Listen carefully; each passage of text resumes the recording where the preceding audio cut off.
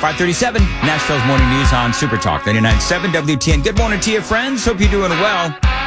Welcome on into your Thursday, January 16th, along with KGB, Jeff Malinoff, Joan Jones in the dust-encrusted news corner. I'm Dan. Hello. So apparently, not a lot of people, Joan, had a favorable opinion of the farewell address by Joe Biden. Yeah.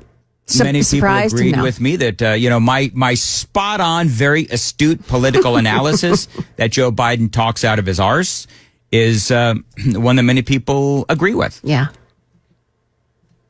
And it really there wasn't a lot of substance there, with the exception of, the clear lies.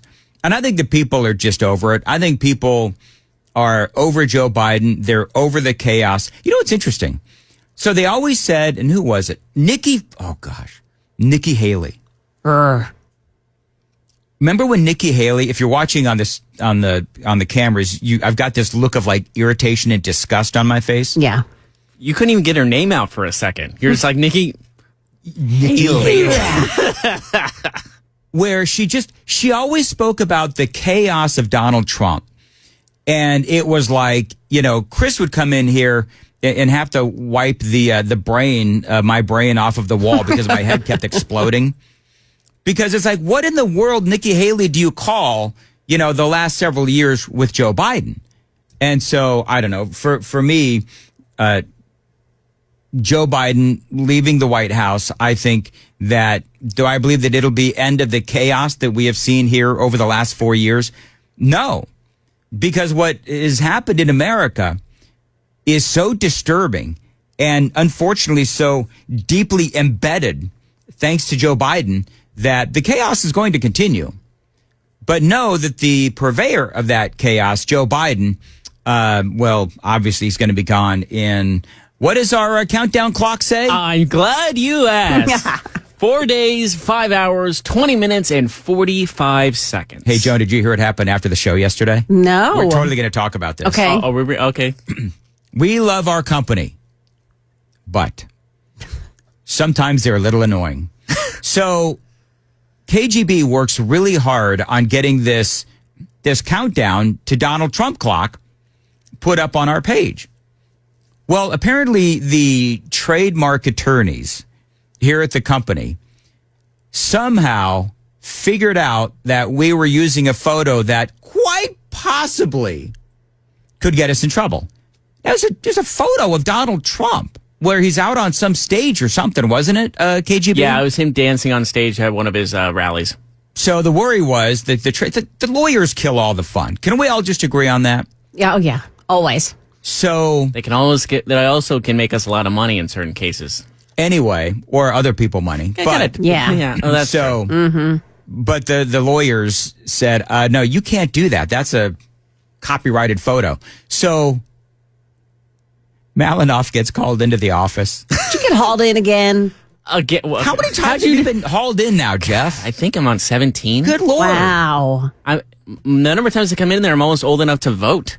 That's exactly right. And so he worked so hard in this thing, then he has to go and change it. But it's still up. So he changed it. He's got the official. I have the official portrait of the Donald Trump's 45th president portrait. Mm-hmm. I was trying to find the 47th. Like, I have to do it in the public domain, obviously. Right. It's not available for the public domain yet because he's not officially the president of 47. What? I'm taking it down. All right, no more clock. No one can have fun. I'm sick of. I'm sorry. You guys hear that? That's Adam Schiff during the Senate confirmation hearings yesterday. Nuh-uh. Did you see that he fell asleep? What? Adam Schiff fell asleep during the confirmation hearings. I'm looking this up right now. That's actual audio that was picked up from the microphone. You know what, Dan? I'm going to give you full credit for that transition.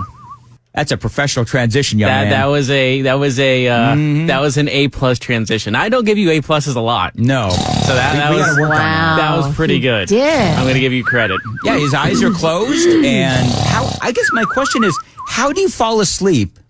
You know what I think it is? I don't know if he fell asleep before or after Pam Bondi. Yeah. But she kicked him In the hiney. Oh, it was worse than the Heine. He got a couple of right kicks to the groin. I mean, that's how Pam Bondi made him look so incredibly foolish. By the way, I've got the audio coming up. I'm gonna Hold on. He's got his head so far down, he's like double chinning it. Yeah. Oh, yeah. That's the thing. He's clearly asleep. And here's the funny thing, right? So if you're sitting next to Adam Schiff, This is great. do you wake him up, or do you like hit him in the thigh and go, dude, wake up? Or do you just let him sleep? See, if it's a Republican sitting next to him, you just let him sleep. This one X account that I follow called Breaking 911 called it Sleeper Cell. By the way, I just have to notice the chat. We were talking like the lawyers and stuff, and Jason goes, KGB will learn to hate lawyers after his second divorce. It only took one divorce for me. Yeah, and then someone on the YouTube chat said, marry a lawyer, then get divorced by her, see what happens. There you go. Yeah. Don't get me started. Anyway, so... He's not bitter. Yeah, totally. Oh, no, not at all. Listen, I'm not bitter. You know why? Because I am in a fantastic marriage now, and I hope to never have to encounter divorce lawyers again. I hope you don't either. Yeah. Mine or on the other side. Anyway, moving right along.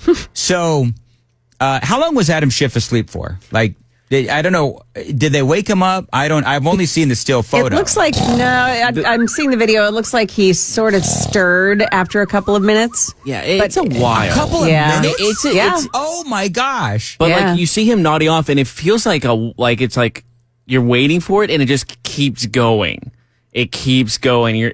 I just want to like throw a book. You know, like teachers would throw a book at you or something if you're sleeping. I want to do that. Like, wake up.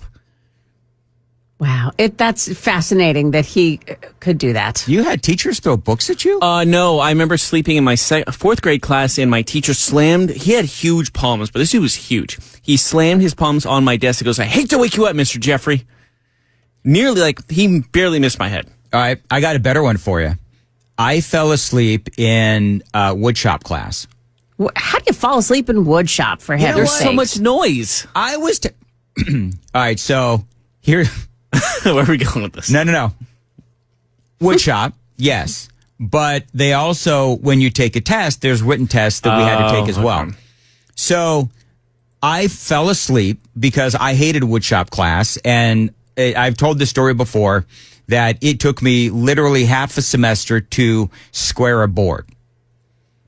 My teacher, I remember him to this day, Mr. Arnibald, and I think... You know, Joan, I think he was from, like, the East Coast because he spoke with, like, a New Jersey accent. Oh, yeah.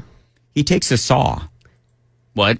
He took a saw, and he stood behind me and... Okay. Oh, Okay, my gosh. Yeah. Like a threatening kind of? No, he was joking around. Yeah. I liked Mr. Arnibald. I mean, he was cool. Arnibald? Mr. Arnibald. Okay, you want to hear my fourth grade teacher's name? All right. Fingerman. I'm not kidding. Fingerman? Fingerman. Fingerman. I'm not kidding. Fingerman. Fingerman. Correct. And also, there is an infamous story in our group circle where he threw a chair across the room and almost hit some kid in the face. Wow. This is all true. Okay. Hey, Very good. My nurse's name in grade school, Mrs. Medica. Medica? Yeah. Wow. I had a Mrs. Bird in... Oh, my gosh. Did you guys do sex ed in school? You did? Yeah, I had to get permission. I don't know if you need to get permission when now. I was a kid, I had to get permission. And so my friends and I just thought it would be like a goof. So we took sex ed. My sex ed class was taught by like a 90-year-old woman. Mine too. And do you know what her name was? Mrs. Bird. Okay, And that's she literally that's looked like a perfect. parrot. She looked like Mitch McConnell, who also looks like a parrot. Imagine Mitch McConnell as a female. That's who taught me sex ed in school. Well, that'll teach you. He'll never want to have it now. Schiff still asleep? Yes, I think he is. Okay, now I think you milked it. I'm moving it down to a B minus. You know what I do, though? I milk these things. That's what I do. And there are calls on the text line to stop it. Yeah, I I was seeing that too. You know who the killers of fun are? Lawyers and the super texters. And the super texters. Yes. Got 'em. Killers of fun. But they also keep me in check. All right, so let's do some real analysis of the Pam Bondi confirmation hearing. So, and I've got all kinds of audio that I'm going to play for you in the next hour. But one of the things that folks are saying is that the first half was really contentious. And then, Joan, the second half, they all came back and it was like, tiptoeing through the daisies and the tulips. Everybody was nice. Yeah, I know. It was so weird. What changed everybody? Even Adam Schiff was nicer. Well, he had a nap. I didn't get it. He had a nap. Adam Schiff had a nap. That's what. Maybe that's what it was. I didn't understand what changed so much. They were coming at her with stuff, and I loved the way she gave it all back to them. But the second time around, something occurred that made them be nice. And I know what happened. What do you think happened? They realized that they were being owned by Pam Bondi. Yeah, the more they tried to get her, the more she made them look like idiots. Oh, she absolutely made them look like idiots. It was really bad. I mean, in a good kind of way. Also helps she's very attractive. What? Wait, you don't think she's attractive? I said it helps that she's attractive. No, but Dan. Yeah, I don't know why Dan didn't agree with me. Yeah. I was like, I'm right? She's attractive. You know, Jeff, I don't believe in bringing it down to the basis of analysis. God. I appreciate Pam Bondi for her brains. I appreciate Pam Bondi for her conservatism. Do you have any sound effects for? Yeah, is this the most liberal? She's a very accomplished woman. Dan, this is a very liberal argument you're having, and she is incredibly hot. With Okay, two good. T's. You know what I call Pam Bondi? I call Pam Bondi a hotosaurus. That's what I call Pam Bondi. Now you've gone too far. Have I gone too far? Yeah. Yeah. Thank you. Not the only one with sound effects, Dan. That's Two can play at this game. That's what I call Amy. I call Amy hotosaurus. Hotosaurus. She rolls her eyes, doesn't she? She does. Yeah, she does. That's one of my pet names for Amy, hotosaurus. You guys don't think that's cute? It's a that's a really cute name. To be honest with you, too hard. she doesn't like it either. Yeah. She doesn't like it either. And I don't know why. She doesn't have any pet names for me except go away. Like, that's what I hear a lot is go away. So I figured that's like her pet name for me. Yeah. Is, go away. So there you go. All right. Very good. Well, this turned out to be a really... stunning. Yeah, it was really good. A really great segment. I'm sure that people are... Okay, you know what? I'm cutting it off. I can cut it off from here. All right, fine. Moving on. Hey, you know what? Thank God the segment's over anyway. It's 5:50 on Nashville's Morning News on Super Talk 99.7. All right, coming up in the next hour, all kinds of audio from that confirmation hearing from Pam Bondi. Also, Hamas. Lot going on with this. Apparently, they're reneging on parts of the agreement. We'll talk about that. Joe Biden throwing Donald Trump right under the bus, and then the rest of his administration throws Biden under the bus. We'll talk about that and a whole lot more. Joan Jones, what's coming up in the news at 6? It's President Trump to the rescue of TikTok. That's coming up at 6 o'clock on Super Talk 99.7 WTN.